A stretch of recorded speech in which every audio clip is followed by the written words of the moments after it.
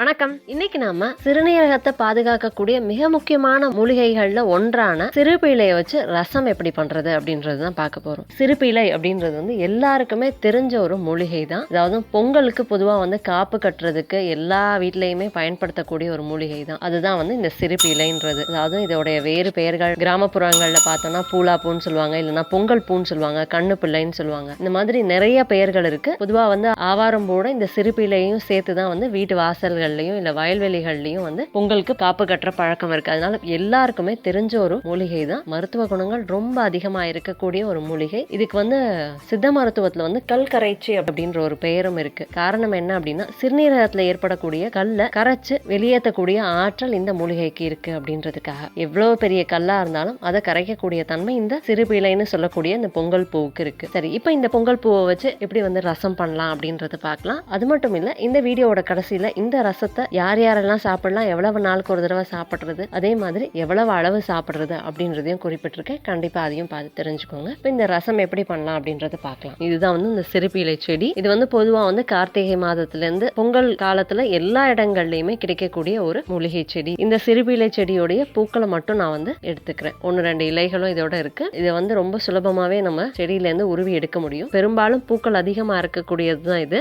இப்போ இந்த ரசம் வைக்கிறதுக்கு நான் வந்து பருப்பு தண்ணி முதல்ல தயார் பண்ணிக்கிறேன். பருப்பு தண்ணிக்கு வந்து நான் துவரம் பருப்பு வேக வைக்கிறேன். துவரம் பருப்போட கொஞ்சம் மஞ்சள் தூள், கொஞ்சம் வெந்தயம், கொஞ்சம் பெருங்காயம், 2-3 சொட்டு விளக்கெண்ணெய் சேர்த்து நான் வந்து துவரம் பருப்பு வேக வச்சு எடுக்கிறேன்.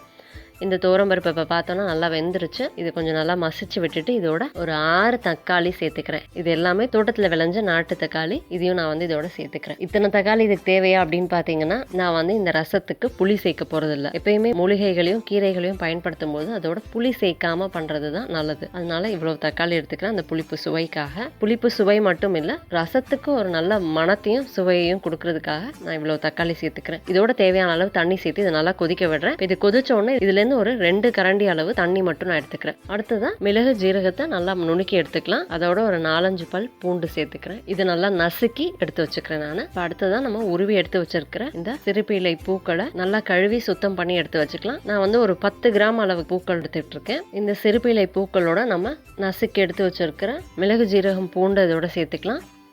அதோட நம்ம எடுத்து வச்சிருக்க பருப்பு தண்ணி சேர்த்துக்கிறேன். அதோட ஒரு சிட்டிக்கு அளவுக்கு மஞ்சள் தூள். நம்ம ஏற்கனவே மஞ்சள் தூள் சேர்த்திருக்கோம். தேவைன்னா இதுல சேர்த்துக்கலாம், தேவையில்லைன்னா அதோடய போதும். அதே மாதிரி பெருங்காயமும் முன்னாடி சேர்த்திருக்கோம். அதனால நான் இப்ப பெருங்காயம் சேர்க்கல. அதோட தேவையான அளவு உப்பு மட்டும் சேர்த்துக்கிறேன். இதோட கொழுந்து கருவேப்பிலை சேர்த்துக்கிறேன்.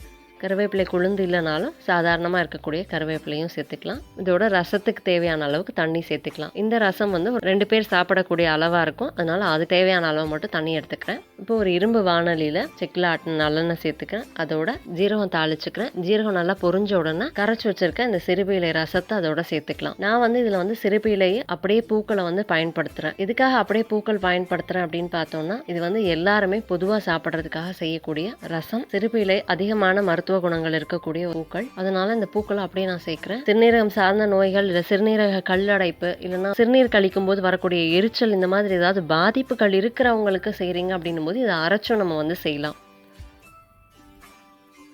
இப்போ நமக்கு சிறுபீளை ரசம் தயாராயிடுச்சு. இந்த ரசம் எதுக்கெல்லாம் நல்லது அப்படின்னு பார்த்தோம்னா, சிறுநீரகம் சார்ந்த பிரச்சனைகள் இருக்கிறவங்க எல்லாருமே இந்த ரசத்தை எடுத்துக்கலாம். அதே மாதிரி ரத்த சோகை இருக்கிறவங்க, மறதி சார்ந்த நோய்கள் இருக்கிறவங்க, நரம்பு சார்ந்த பிரச்சனைகள் இருக்கிறவங்க, மூட்டுகள்ல வீக்கம், வலி, ஆர்த்ரைட்டிஸ் மாதிரியான பிரச்சனைகள், நீரிழிவு நோய், ஆஸ்மா மாதிரியான பிரச்சனைகள், உடல் பருமனா இருக்கிறவங்க, இல்ல உடல்ல கொழுப்பு அதிகமா இருக்கிறவங்களுக்கு ரொம்பவே நல்லது. மருந்து மாத்திரைகள்னால வரக்கூடிய சிறுநீரக பாதிப்புகளுக்கு ஒரு சிறந்த மருந்தாகவும் இந்த ரசம் இருக்கும். இதே சிறுநீர் கல்லடைப்பு இருக்கிறவங்க, இல்ல சிறுநீரக பாதிப்புகள் அதிகமா இருக்கிறவங்களுக்கு எப்படி வந்து கஷாயம் பண்ணலாம் அப்படின்றது வேற ஒரு வீடியோல கொடுக்குறேன். இந்த சிறுபீளை ரசம் பார்த்தோம்னா, குழந்தை பேருக்காக காத்திருக்கிறவங்க, கருவுற்று இருக்கக்கூடிய தாய்மார்களை தவிர்த்து மீது எல்லாருமே சாப்பிடலாம். அதிகமான மருத்துவ குணங்கள் இருக்கக்கூடிய மூலிகையில செய்யக்கூடிய ரசம் அப்படின்றனால அவ்வப்பொழுது எடுத்துக்கிறத கண்டிப்பா தவிர்த்தே ஆகணும். மாசத்துக்கு ஒரு தடவையோ இல்லைன்னா 2 மாசத்துக்கு ஒரு தடவையோ சாப்பிடலாம். இது வந்து பொதுவா வந்து பார்த்தோம்னா இந்த சீசன்ல அதிகமா கிடைக்கக்கூடியது. அந்த மாதிரி சீசன்ல கிடைக்கும் பொழுது வருஷத்துக்கு ஒரு 2 தடவை எடுத்துக்கலாம். இப்போ இந்த நடுவில் நல்லா கொதி வந்த உடனே